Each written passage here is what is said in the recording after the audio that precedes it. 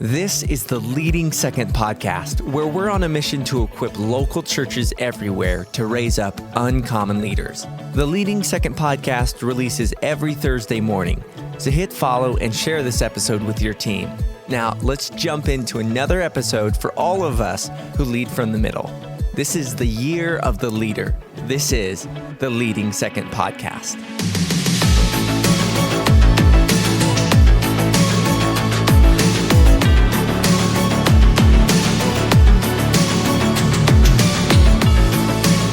Welcome back to the Leading Second podcast, season 6. My name is Brandon Stewart. So excited you're here today. We've, of course, created this space for all of us who lead from the middle. So for church leaders everywhere who lead from the second chair or want to get it right for your pastors, welcome home. We created this space just for you. Hey, today's conversation is going to be fun. You know, years ago, I was following a workout plan that was centered on the concept of muscle confusion, the idea that if you're constantly changing your workouts and your movements, your body will be forced to respond and get stronger quicker. And, you know, the last couple of weeks on the podcast, we've had some brilliant conversations speaking to your heart and speaking to you as a leader. Today, we're going a totally different route. We're going muscle confusion today. We have a conversation on organizational leadership and development with my friend Scott Riztheimer of Scale Architects. I'm so excited for how this conversation is going to help pastors and leaders everywhere. So welcome to another great conversation with Leading Second. You know, today's conversation is going to be focused on organizational leadership, and you may not be aware that Leading Second has an entire coaching arm just for organizational coaching. We call it Leading Second Build. This is the capacity in which we can come alongside pastors and churches to architect team alignment and healthy culture, you know, from a culture and structure standpoint. If you are feeling stuck in your organization, if you feel like things are out of alignment, you're having trouble pinpointing why, I'd encourage you to reach out to us and consider Leading Second Build. It is an effective way that we have to come alongside churches to kind of red dot where you're at and design a plan forward for your structure and for your team. We'd love to talk with you if you're feeling stuck in that capacity. Leading Second Build.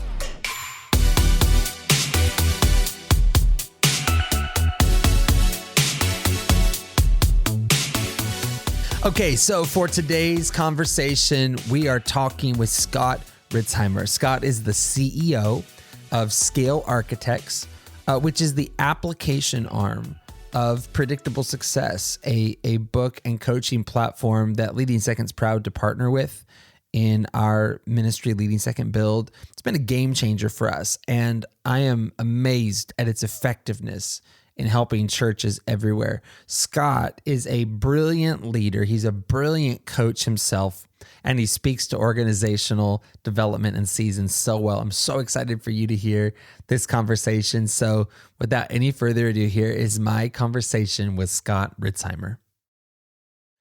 Well, Scott, welcome to the Leading Second podcast. I'm so excited and honored that you're here today. Thanks for joining us. Brandon, it is such a privilege to be here. I'm very excited about this conversation as well. I'm so glad you're here. And I'm forever grateful to the friend years ago that handed me, I was on site at a church years and years ago. They handed me a book called Predictable Success. I did what you're supposed to do. I didn't read it for like 4 years, you know, right? It's sad, but you know, a need came about in my coaching. I dusted it off, and I have to say it's been one of the single most helpful books I have ever read in ministry and in coaching. And so I'm grateful for that. And I'd love if you would just take a minute and tell everybody what you do with Scale Architects and how that works into that world. Yeah, fantastic. One of the things I love about Scale Architects is we're the implementation arm of predictable success. So Yeah, I get to go out and brag about predictable success all the time, and I'm not arrogant because I didn't write it. Les, exactly. who's a mutual friend of ours, a former guest on your show, is the mastermind behind this. And the way he's kind of like our Morpheus, if you will. Predictable success is kind of like stepping into the matrix, because what it does is, I get the privilege of introducing people all the time, and it's a little like sorry, not sorry. Like it forever changes the way that you see your organization and all the organizations you come into contact Right. with. You're like standing in line at the DMV and it's like, this is the big rut, or you see the new wings in Philly open up down the road, and it's like, okay, early struggle, here we go. So it really So does. funny.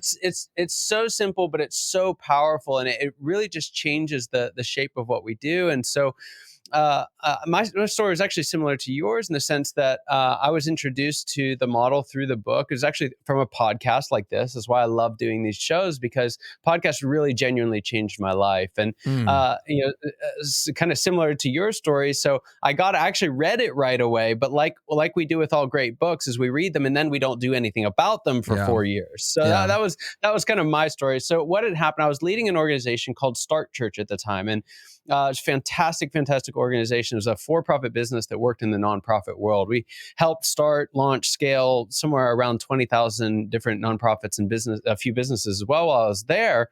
And so we're just seeing it happen at scale. And a lot of them are succeeding. A lot of them aren't succeeding.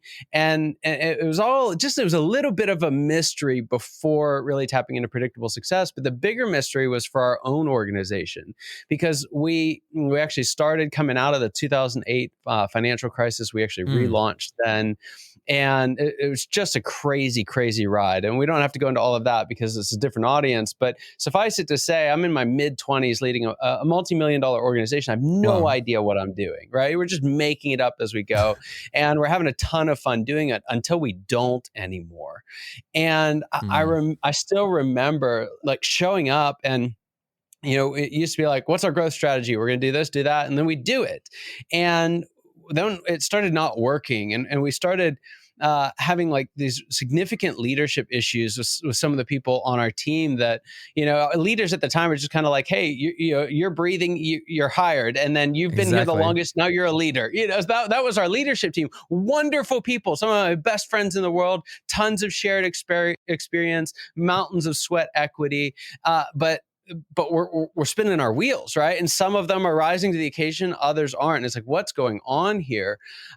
We had read a bunch of books, and they kind of fit, but they didn't. It's, how does this land? How does it work? And ultimately, I heard about predictable success on the podcast, and I hear about this stage called whitewater. Yep. And for those of you who heard Les's episode, you know what that means. For those of you who don't, I'm sure we'll dive into it here in a moment. But suffice it to say, it is the result of success. That's so right. It's not something that you do wrong. It's the result of doing something right long enough that the complexity of all of it catches up with you. Wow. And for us, especially as we started getting into this whitewater period, it felt like we were walking off the edge of the map every time, right? You're like church planners. It's the same way, man. It's this kind of entrepreneurial thing of, hey, we're just going to go figure it out as we go. There's not a roadmap for this. There's not a model for this. There's other people who are doing somewhat similar stuff, but there's something unique about us in the way that we're doing it. And so it kind of felt like we were drawing the map behind us every step of the way. And that's fine whenever you're able to take a step forward. But when you start fumbling over and like tripping over stuff, it gets really hard to move forward, let alone make the map behind you. Yep. And when I listened to Les describe that stage, it's just exquisite detail. It was the very first time that I had that kind of "you are here" moment. You remember? Do you remember malls? I don't know if our audience is old enough to remember malls. I look young, but I do remember malls. No, I definitely do. So there was this time I was around 8, 9 years old, 10 years old, something like that. And my mom was like, didn't want to do whatever I wanted to do or however. So she's like, fine, just meet me at JCPenney. And you remember JCPenney? We're dating everything here now, but meet me at JCPenney. And so I go to like Foot Locker or something, or GameStop or some store like that, and then I realize it's time to go and meet up with my mom. And I look around, like there's no J.C. Penney, and it's this big mall. It's busy. There's people all over the place, and I started getting a little scared. I was like, Right. I have no idea what to do. I don't know where to go. And I remember seeing, you remember the little like pylons that they had by the entrances, the big Oh, yeah. like triangle things, and Yep. on it's a map, and then on the map it says "You are here." Yep. And as soon as I knew where I was, I could go from where I was to, okay, there's JCPenney, and I knew exactly where I needed to go. It wasn't hard to get there, but I had to know where Exactly. I was first to be able to get there. And when I heard about Whitewater, it was the very first time I realized we never walked off the map. There was a map all along. We just didn't know it existed. And Yep. that map is predictable success. Yep. And what you're saying is so true. I mean, there's the old saying, nothing fails like success, right? That you get to a point where you've done the right things and it still slams you right into problems. I'm noticing this, Scott, right now, just so many leaders through whatever their journey has been, even just the last few years, the Bible says hope deferred makes the heart sick. But a longing fulfilled is a tree of life. But hope deferral is a real deal. When you slam into issues, maybe they're the issues of getting started or the issues of growth or whatever, you can slam into problems, and it can create hope deferral. And I've met so many leaders right now who just feel a little heart sick because they just don't know where to go. And that's a little bit of what we wanted to talk about today, is just where we get stuck along the way, because there is hope and there is strategy and there is wisdom for these moments and for these seasons, but sometimes we just need the mall map. I love the example, by the way. We just need exactly the mall map. Will you take a minute, and just so we're not, talking crazy here, I've always lived under the notion that podcasts are for snacks, not meals, right? This is not the course. This is just the snack on the airplane, so to speak. But give everybody just the briefest kind of look. When we say predictable success and we're talking about stages, what in the world is that?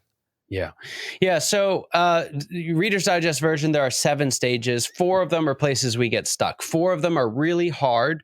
3 of them are not very hard. They feel pretty good, but only 2 of them are good, which means one of those feel good times is a lie. And so the way it works, it's kind of the chronological transition of any organization, any group of 2 or more. It's as valid for a church as it is for That's right. a business, as it is for, I did a podcast on a marriage. So any group of 2 or more goes through these stages. Specifically here, we're talking about organizations, we're talking about churches. So what happens at the very, very beginning is this stage is a hard stage. It's one of those 4 difficult times. It's a place where a lot of churches get stuck, and it's called early struggle. Yep. And early struggle is just a fight for survival. Like, can we get this thing viable? Can we get the resources we need? Can we get the minimum number of attendees, right? Can we get tithes and offerings to where they need to be? Not for anyone to make bank on this or get rich on it, but we just have a viable, healthy organization. Maybe That's right. small, right? We're not talking about some massive thing, but it's working. And so early struggle is all about that. Can we get enough people? Do we know what our message is? Do we know who we are and who we're attracting? In the business world, we talk about finding a profitable, sustainable market, and that's not a language we like to use in the nonprofit world, but it's effectively the same thing. Have we found a place to attract a viable, healthy congregation? Yeah. And when we do, we get up out of that early struggle, that fight for survival, and we step into very, very technical stage here. It's called fun.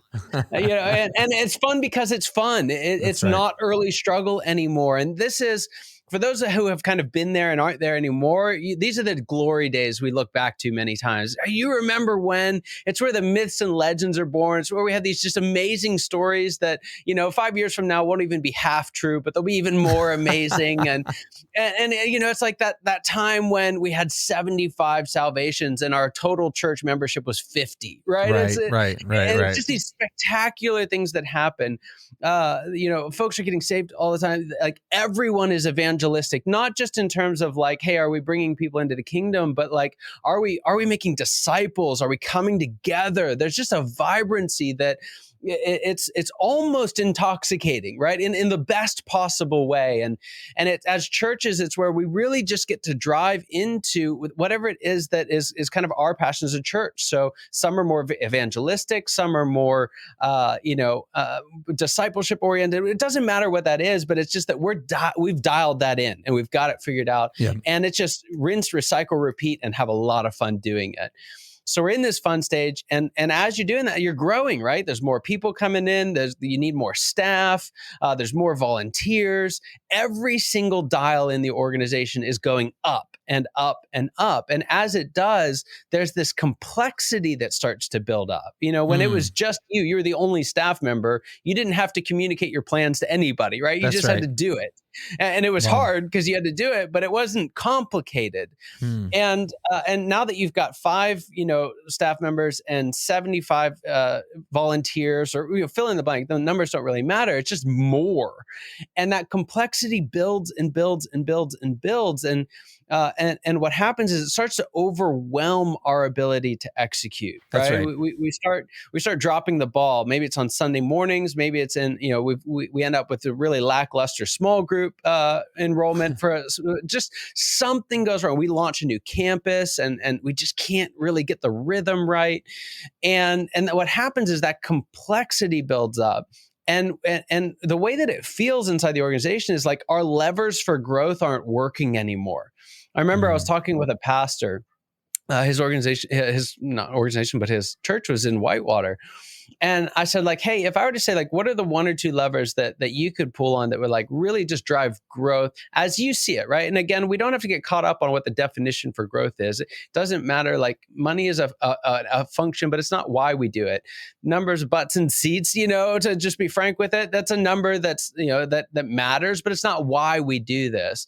But when those levers stop working, it gets really confusing because it makes sense that the levers don't work in early struggle because we don't even know what they are in the first place. Right. But when the lever you've pulled on for the last 5 years that's resulted in 20 to 50 to 200% growth, when it doesn't work, that's really confusing. And so what happens is we go into this stage, again, because of the complexity, we go into this stage called whitewater.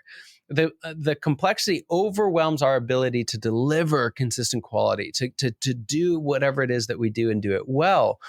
And for a leader, it can be earth-shaking, especially if you're there for a long time. The first little bit, there's like this denial that happens. It's all just, we had this staff member and they needed to be replaced. And it was that one little thing. Or, we just didn't focus on this volunteer team. They weren't in the loop on some other communication. We got it fixed. Or, it was just a bad sermon series. I didn't prepare enough. We just kind of chalk it up to some kind of tactical error. And to an extent, that's true. But Whitewater is marked by the fact that we are consistently making tactical errors across the board. And it's the same people that were just crushing it 6 months ago. And it's like, how did these people get dumb? And they didn't get dumb. They're just in whitewater. And so you and your team, you've got to find a way of overcoming this complexity. And it takes a new approach as a leader and as a pastor. It takes a new type of team to get there. But if you can kind of bring the system and process in that you need, if you can bring the structure that you have to create intentionally in whitewater, you get those things in the right order, you get them in the right sequence, and it unlocks what we call predictable success. There you go. And that predictable success is where we can scale, where we can grow to whatever size we want, whatever size the market will allow. And this happens in cycles. So you can have a local church in predictable success, and you can have a denomination in predictable success, and everything in between. But it's marked by this ability to really start to scale, to overcome the complexity that we've been facing, and do all of this at a much bigger scale. So just kind of round this out, I'm going to go through these last few a little quicker, but the next one is treadmill. And treadmill is another one of those problematic stages. And what happens is those systems and processes that saved the day in Whitewater, right? The ones that like literally saved campus number 3. Those same systems and processes, they start to grow and expand and swell, and we lean more and more into the predictable side of predictable success. and we actually become over processed for the very first time. And it's really challenging because we're like, Yep. well, now what do we do? Like systems and processes were the solution. Now they're the problem. How do we, how do we reconcile that? And it takes the team actually looking at it and saying, okay, it's not always about the next system and process. It's not always about more efficiency. Sometimes it's about actually going in and creatively breaking things to stay in predictable success. And if you can do that, you can get back to predictable success. You can stay there for years, decades, millennia, really. There's theoretically no timeline, but just over time, when there's so much to protect and there's so much to keep moving and there's just the whole machine, we tend to really start to over rely on systems and process. We tend to over rely on consensus and kind of camaraderie and getting everyone's buy-in and opinion. And what happens is we fall into the big rut. And the big rut sounds terrible from the outside. What's even harder about it is unrecognizable from the inside. Yep. When you're in the big rut as a leadership team, you don't recognize it anymore. You've so given to those systems and processes, and they've worked for you that you think, hey, this is just it, right? This is why why we're seeing a lot of change and transition around brick and mortar churches right now, or some of the more, standard denominations is we've been doing it this way for a really long time, but That's right. Society, culture, our environment, us, everything else has kind of moved on. We're still stuck in this model and this mode that's not adapting with time. And unfortunately, the only way out of the big rut is, if we don't make massive changes, is to fall into the final stage, which is death rattle. And we call it death rattle because there's this last little spark of like, hey, let's bring in a new pastor. Let's get this thing moving. Let's bring in a new voice or do some more, some new messaging or marketing or whatever it may be. But it's just too little, too late, and the organization ceases to exist. So what we're really looking for as an organization is to get into and stay in either that fun stage or that predictable success stage. But where we tend to get stuck is in that early struggle. We just don't ever get the thing fully resourced. We never go full time as a pastor, maybe, or in that whitewater stage, which, without predictable success, we don't have language to even describe what's going on. Why is it difficult again? And so those are two big areas, particularly for churches, kind of in the circles that you and I run in, that where we get stuck. Yeah, and right now, just in our world, no churches in all three of those, those big three, right? Or early struggle, whitewater, and treadmill, for sure. And they can be disorienting. They can be frustrating, each in their own unique way. Here's what I thought I'd ask you. This is a Leading Second podcast, and this is a leadership development space. So let's say a pastor is leading the church and making their way through a stage like whitewater. And I know you particularly work with a lot of organizations that sit in this stage. And we talked to Les, if anyone wants to go back and listen, we talked to Les quite a bit about early struggle on the previous episode there. But with whitewater, what would you say about what is needed in the leadership team around that pastor as they make their way through whitewater, and how is it different? How is it changing? Because to me, in the second chair, that's one of the things we have to help identify, lead, be flexible with. Our own job might change. So talk to us about that for a minute. It's 100% right. So especially when you have a great number one, number two, right? Pastor, executive pastor, it doesn't matter what the titles are, but when you get that thing working really, really well, that is the rocket fuel that will propel you through fun. It really is kind of the magic formula. And especially if you can get that relationship working right. But here's the challenge. It's not enough to get through whitewater. It's not enough to have that number one, number two, and we're just going to muscle our way through. That's the motto. Right.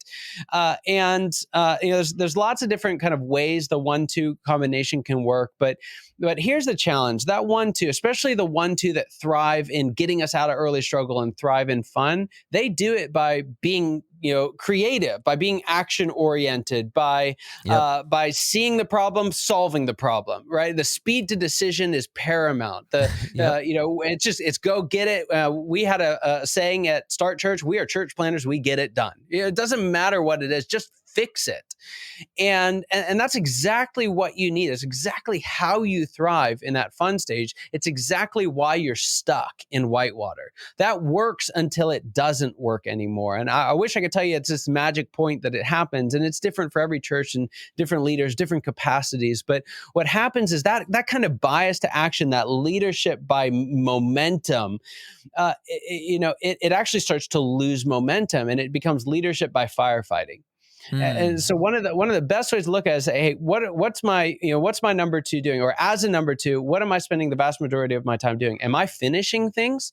Right? It's like, hey, here's the play, execute the play. If you're finishing things, you're good. You're going to have problems. It's going to be difficult. There's going to be challenges. It'll be stressful at times. It's fine. But when that finishing moves to firefighting, yeah, that's right. Right. That's where we're going to start to stall out. And the reason for this is, again, we need to start bringing in systems and processes. Now, that means 1,000 things to 1,000 different people. But when I'm talking about systems and processes, I'm not really talking about like, what is our check-in procedure for children? Yeah, that's very important. We need to have that. Right. But I'm not talking about that. I'm not talking about kind of frontline procedures. I'm talking about the systems and processes we use for decision-making as an organization. Hey, how do we define when it's time to open another campus? What are the criteria we need for the community we're going to launch in? How many people do we need on a launch team before we set somebody out? If it's a single location, how do we know whenever it's time to do another service? Because we just did another service every time there was enough people, but now we're running 7 services a weekend, and like, you can't staff that. What's going on?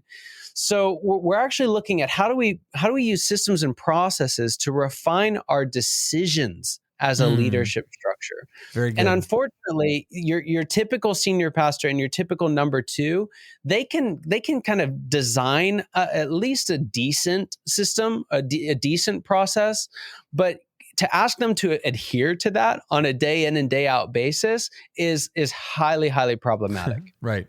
Well-intentioned, wonderful people. It's just not their wiring. And so to do that would be to actually deny the wiring that we have. And so what you'll find is that it's not just systems and processes that we need to add. We actually need to add people to the team who think in terms of systems and processes.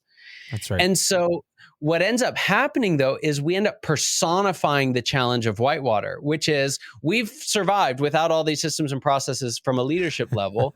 And now this guy comes in, this girl comes in, tells you need systems and processes. Like, who are you? Like, what are you thinking?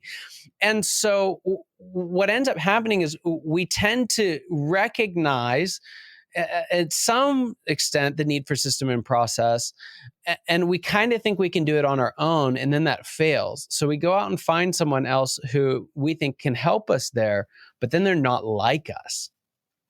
Right? That processor type, they love Jesus. Don't get me wrong. I'm a processor. I love Jesus. But so it's not that they're not Christians, right? But we might wonder every once in a while because they just think so differently.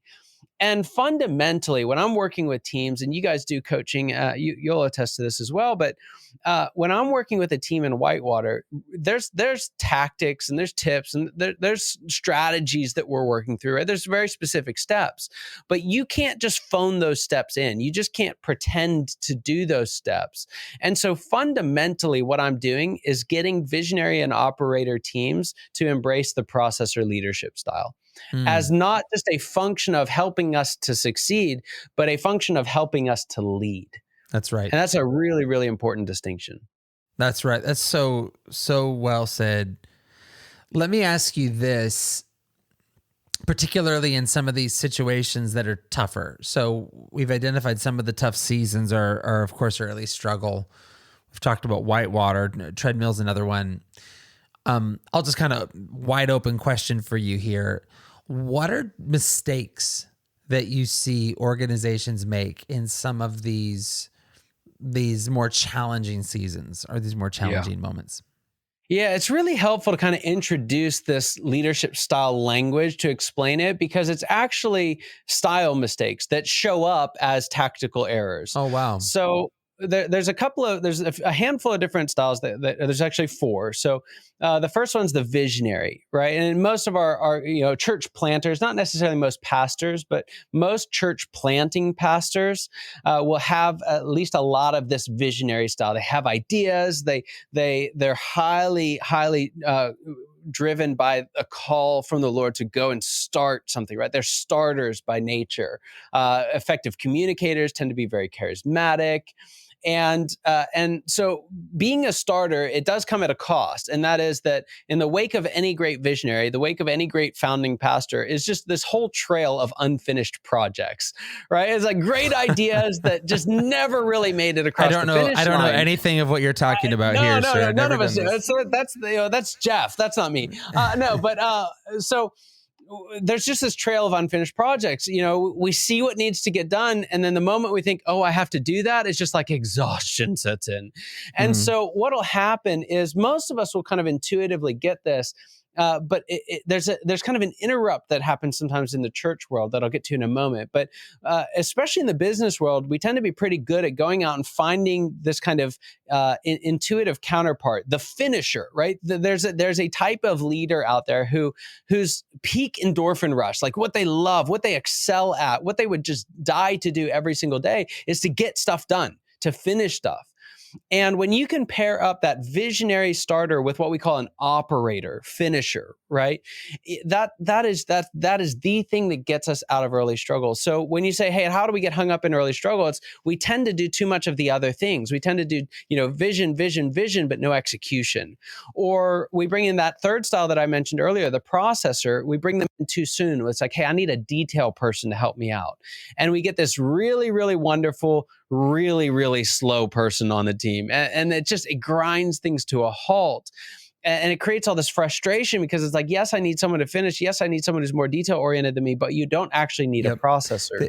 This is an active conversation we have like within our own Leading Second team, like constantly right now. We're sort of this baby fun stage ministry where we're sort of in that stage. And my number two, lead in our little team, he's brilliant, but he's a processor. And it's interesting because on paper, he's a secondary operator. On paper, that's not a match. Felt like he was the right person, for the job. But I think if he were on the mic, he would talk about the discipline of having to retrain his leadership style. And we actually have to talk this and coach this. And maybe you could even speak to just a minute when a person's maybe in a seat where they're a style mismatch for or whatever, because it seems possible and he's doing a brilliant job, but it's work. It's something we have to revisit at times in this stage. Yeah, it's a hard part of this conversation because, bringing processors into the mix too early, it's kind of like putting the brakes from a car on a bicycle. Right, it's like you tap them and you're over the handlebars. It's a really uncomfortable process. So, but it's like, do we go and fire all of them? No, that's not it. Now, it may be that the best thing to do is help them find something else. I mean, just 100% honest, because otherwise, what we have to ask them to do is say, hey, I understand that gift, and there are going to be little places where that's really, really helpful here. Our children's check-in process, but that's not the way that we're going to govern this organization, right? That's not going to be the driving factor. And so what I need you to do is step into this, probably in that early stage, step into this operator strength that you have. Now, if they have a secondary style in it, it's not a big deal. They can probably do that pretty well. Right. The other thing that can happen, my operator score is actually very, very low. It's my lowest of all my scores. I'm a 60 operator. Oh, wow. And I was the de facto operator at Start Church for 7 years. We went from zero to a multi-million-dollar organization. I was young and dumb enough to do that, but it nearly killed me. Just genuinely, in my mid-20s, my blood pressure was in the 150s. I was exercising, I was eating well, all those things. I was stressed out of my mind. I loved what I did, but it wasn't a fit for who I was. So it doesn't measure capacity. You may be able to do it, but the real question and the hard question for everyone to ask is that the right thing for you to do? Yeah, very good. And so to boil that down, though, the thing is, you want to get people who are at least acting like, right? So just kind of make this a little easier for everyone, acting like that visionary operator combination. That's what's going to get this thing up and moving. Yeah. The reason why businesses do this a little bit better than nonprofits is because of the fourth style, which is the synergist style. That's the people person. Yep. And people are the ones who are most likely to land in the nonprofit space, right? They're not just mission minded, because a lot of visionaries are very mission minded, but they are people oriented. That's right. And so we end up in nonprofits and churches in particular, we end up being over synergized, over people oriented. And the very first thing to go from that are the hard charging operators, the ones who may struggle to play nice with others sometimes. That style gets suppressed and repressed inside of an organization. We just don't make any room for operators. So it's kind of a long answer to your question. We had to build a little bit of a foundation here. But if you're in early struggle, again, I can give you tips and tricks, but the best thing that you can do is say, hey, how do we build a culture where I can get 1 or 2 or 3 or 10 operators and let them thrive, right? Just give them the vision that they need, point them in the right direction, make sure there's cultural alignment, and then go. And that's really, really the recipe. Again, there's a lot of like little things that you can do, but the number one thing you can do is create an environment where operators can thrive. Very good. I think I'll ask you one more question on a season that we haven't talked a lot about yet on the podcast. We're going to keep having this conversation from time to time because I find it so valuable, and obviously we do on site and work with churches on this. Let's talk about treadmill really briefly. Let's maybe give us a key mistake that you see organizations make if they find themselves in treadmill, because there are churches that are there right now, especially many may have had significant growth season in the 2000s and the 2010s, or there's a lot of churches that found themselves leading, thriving then and now, especially as things have changed. And I'd love to hear you just unpack a mistake or two in treadmill right now. Yeah. So I have to do this just real quick because I don't want to turn this into the anti-processor show because that is a little bit of where I have to go for treadmill. So just to touch on the whitewater stage and say, hey, like processors, there is redemption and there's that's where you're the hero. That happens. Yeah. So in whitewater, those same processors that we didn't need, well, now we have a car and we have bicycle brakes on it. So it's like we need that brake pedal. We need that ability to say no at the right time. We need the system and process. We need to slow down so we can speed up. And so the biggest reason we get stuck in whitewater is that we don't embrace that style of leadership. Very good. Not just the processes and systems, but the processor style and leadership. And it's when we can get that one working together, and we get that kind of visionary operator processor synergist, we get all of those linked together. That's what creates predictable success.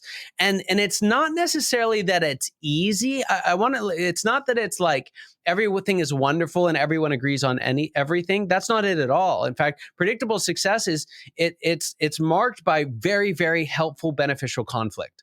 At a leadership level, that's really the hallmark of it, is that we've got very vital, helpful, productive VOP conflict, visionary operator processor and synergist conflict. Now, what happens in treadmill is that we start to lean into that too much. And what happens is something like COVID accelerates that. Yep.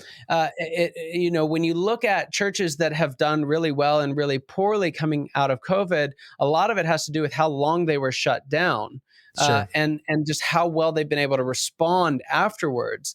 And what you see is even, there's a geography thing to it. There's even a politics thing to it. I'm not going to go into any of that. But even when you control for that, what happened is you had teams that were more driven by playing it safe, by being predictable, and didn't create the space for the visionary risk-taking that was necessary. COVID was a very difficult time, but it's also a golden opportunity for the church to change the way that she shows up. Right. And when you look at those that did it, and I'm not just talking about going on virtual online, like it's none of the tips or tactics, but it's really looking at, hey, how do we redefine how we do church? And I'm not even talking about Sunday morning, right? There are churches that did great by pushing into more missional communities and doing stuff in small groups and in homes and in houses. But what's necessary to make that happen is we have to recognize that the systems and processes we have were right at one time, but that doesn't mean they're always right. That's right. And we have to have the ability as a leadership team to say, hey, yes, there's a reason we did that. Yes, there's a reason we built this fence. This fence saved us a whole bunch of times, and it is now right in the way of where we need to go. And sometimes you have to tear down the fence. You have to tear down the process. You have to get nimble. I heard someone say early on in it that you have to move from playing chess to playing tennis, right? Like the ball's coming over the net. We've got to respond quickly. And the processor style really struggles with that. That's not their sweet spot.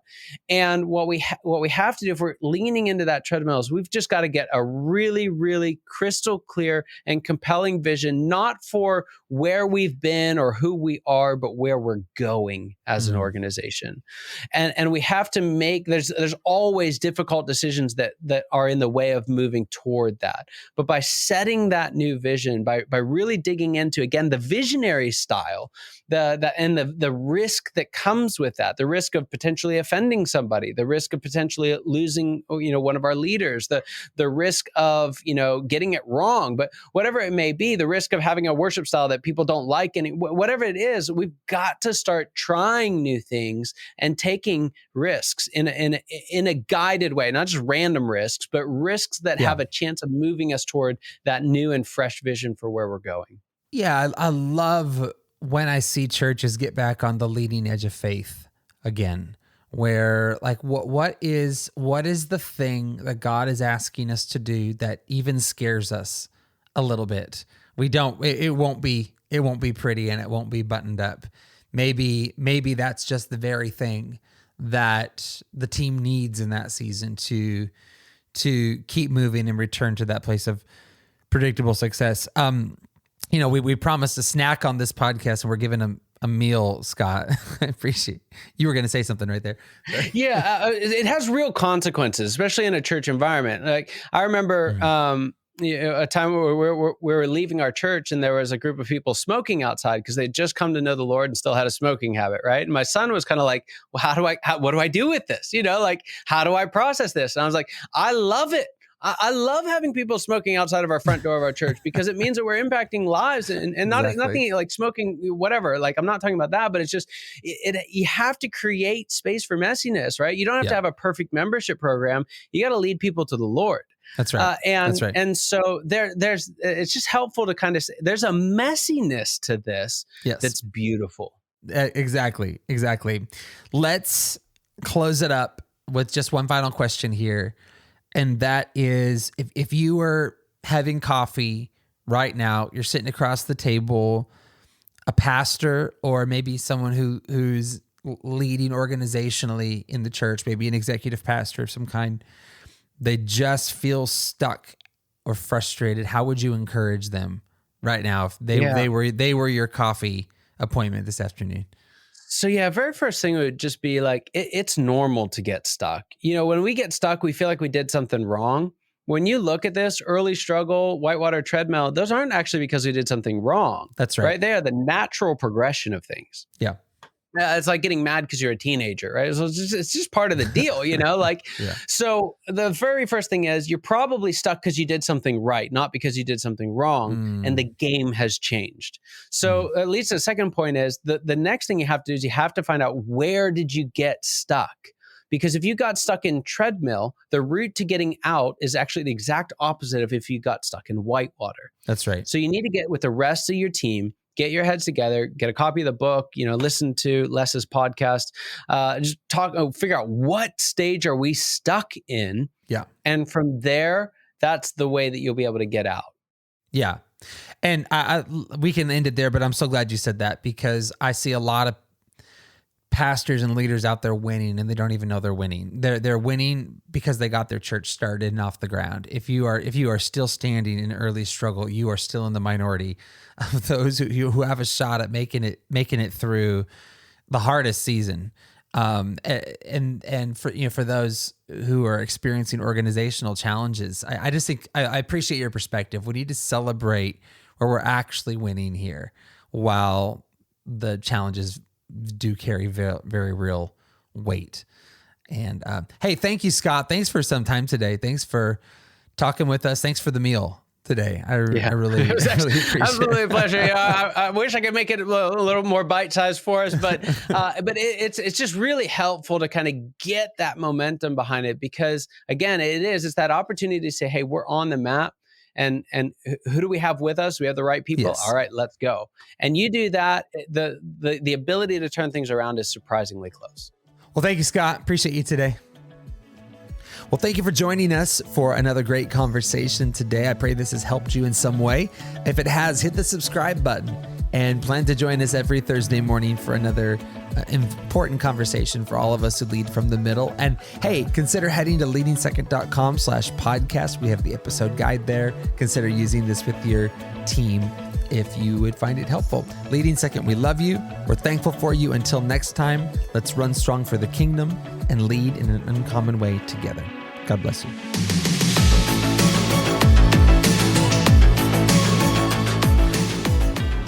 To find the episode guide, visit our website, leadingsecond.com/podcast. You can also follow us on Instagram @LeadingSecond and join us on the Leading Second Collective on Facebook.